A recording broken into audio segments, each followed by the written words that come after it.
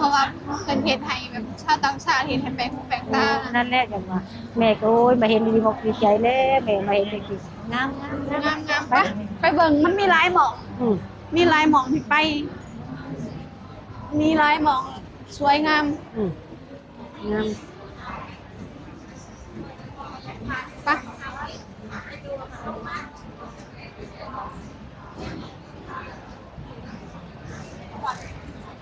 นี่บันไดแม่นบ่ข้างในฟ้าหอมน้ำหอมได้แม่แม่ใส่ชั่วโมงหนึ่งเป็นวัดโลดนี่หอม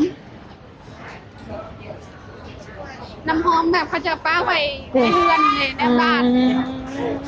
ก็ชื่อมะเมียนอยู่ได้เนาะแม่นอยู่มะเมียนอยู่บ้านอยู่แล้วเขาคนไกลขึ้นนี่บ่ขึ้นบันไดเรือนได้ไหมบันไดเรือนบ่แม่บ่ได้ญาติเอาไปเคยแล้วขึ้นแล้วบ่น้องควันญาติไม่ญาติบ่แม่น่ะบ่ได้ญาติแม่ขึ้นบ่เฮ้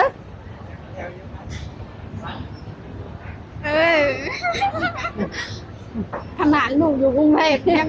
ญาติไหนญาติบ่แม่เลยมันชิ้นแล้วแม่น่ะเลือดไปใช่ไหมก็แม่น่ะได้ขึ้นมาหลาย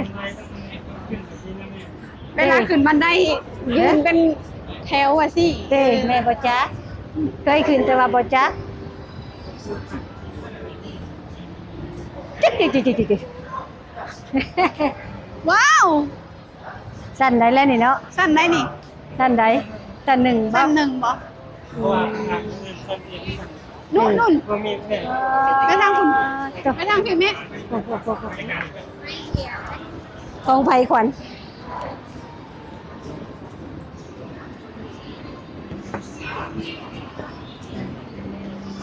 ของเจ้าบอกคล้ายเป็นประเภทของกินอยู่ข้างล่างเป็นร้านอาหารอยู่ข้างบนเป็นขายเสื้อผ้านี่นะโทรทัศน์มันคือเป็นโทรทัศน์อยู่เชิงแมวเนาะโค้งได้คูมองคูแจเนาะเขาจะเอาไว้ได้คูมองเนาะนี่นั่นนะคนนั่นนะบ่เคยบ่ย่านนะบ่ย่านดอกอยู่ไสมันบ่เห็นกัดนะแม่ม้าอีหลีนี่ม้าอีหลีเสื้อบ่มันมีไปสิพาไปเบิ่งม้าใหญ่ขนาดไหนคนม้ายางแล้วว่าม้าอีหลีม้าอีหลีเนี่ยนั่นแหละเอาขึ้นมาได้จังได๋แม่ว่าเนาะคนเนาะคือว่าบ่มีทางรถของแท้ได้บ่แม่นรถปลอมได้แม่นเฮ็ดได้จังได๋เอาขึ้นมาได้แม่ว่าตรงนี้คนลงมาใหญ่ๆเนาะแล้วลงมาจำปวกลงหูแล้วว่าจำปวกลงหูแล้วมันไหลลงมาหนึ่งยามมาทางนี้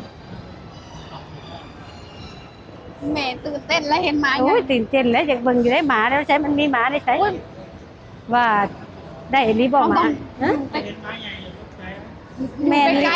นรีบอใหญ่หมายางหรือหมาลีหมาตัวบักใหญ่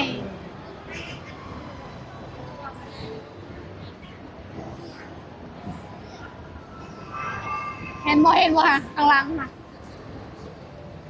นี่นะบ่หมาบ่เห็นบ่ค่ะหมาเลยค่ะภาพตาขยิบหมาลีบ่นี่นะหมาลีเลยเอ้าบ่ว่าเด้อหมาอย่าให้เพิ่นถ่ายคือหมาปลอมแล้วหมาหยางหมาลีนี่หม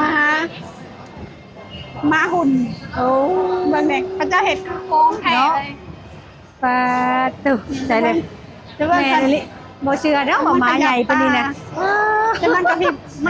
ใหญ่ลีล้อเนาะใหญ่กว่าคนนี่เลยค่ะสิไปเว้าคนอุ้ย100คนก็บ่ทอแล้ว100คนยังบ่สามารถตัวนึงเนาะตึสิโอ้ยจะบ่ให้จับใหญ่แท้ใหญ่ถึงเนาะนี่เบิ่งเนี่ยมันติงน่ะมันหายใจนั่นมันกระพับหูเนาะแม่มันตื่นนี่อยู่บ่ได้นะนี่หมาใหญ่แท้หมาใหญ่ถึงเนาะนี่นี่ อ้าย มันหาย หัน ใจ ใจแน่หั่นเนาะ แม่ท่านเนี่ยมันกระยิบกระยิบกระยิบ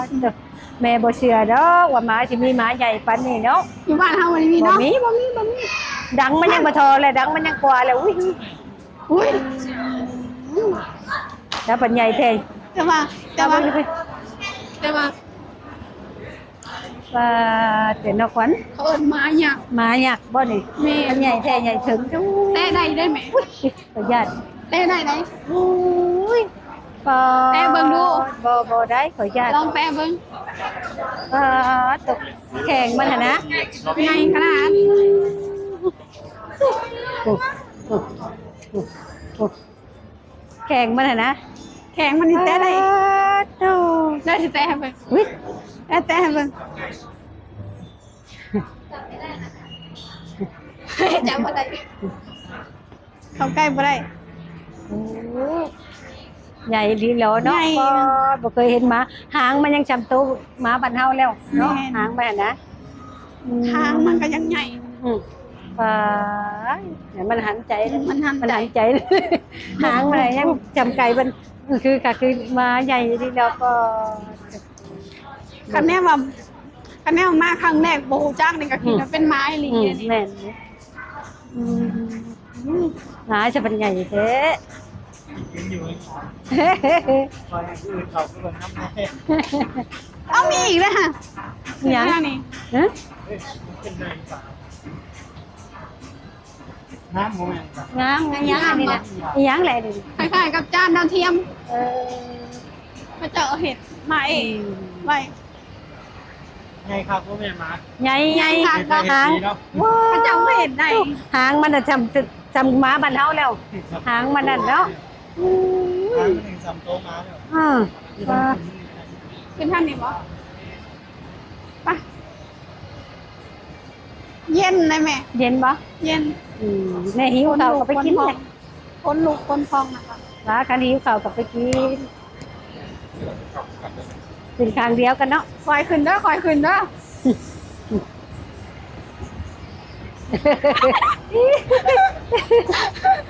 มื้อนี้ตั้งมาเที่ยวลีแล้ว คนอยู่กรุงเทพ เที่ยว ย่าน แม่เราชิ้นแล้ว แม่นั่น กรุงเทพคนย่าน แม่เราชิ้นแล้วแม่นั่นจำแม่สิ ย่า ไป นได้ก็แบบมันสั่นไหม แม่เราจำแม่สิไปเลยได้แม่หลายเถื่อหลายทีแล้วมันชิ้นแล้ว แต่ว่าตกใจอยู่ได้เลยตกใจอยู่ได้แหละ ตกใจเหรอไปทางไหนมาดิขึ้นไปอีกบ่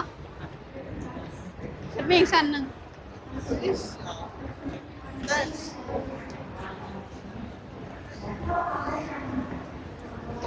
ขึ้นบันไดบ่ ไม่ โอ้ยหลงแล้วไปจักทางไปทางมาได้นี่นะหลงแล้วไปจักทางลงก็นะเห็นว่าโทรทัศน์ก็มีนะ คันถามป้าแม่ว่าให้คนเดียวสิไปเป็นบ่ ไปบ่เป็นแล้วจะอยู่นี่แล้ว อยู่นี่เลยเนาะ ประกาศให้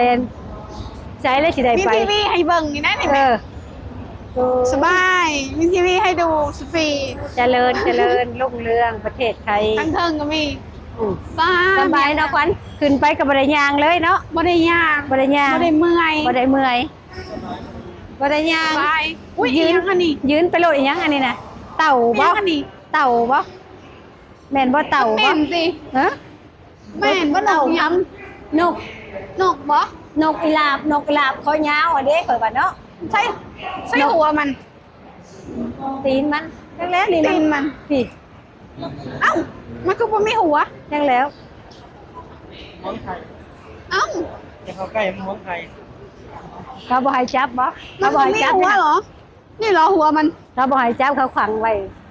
เออ เด็กเชื้อกับแม่น นี่ นะ เด้ฮอดแล้ว อ่อนแล้วบ่ ฮอดแล้วฮอดแล้ว ประเทศไทย ฮอด เนาะ ฮอดสวนเชื่อบ่มีสวน สวน แม่น มาเลยเด้สวนนี้สวนเขาปลูกฝังเองชั้น7บ่นี่นะบ่แม่น แม่นบ่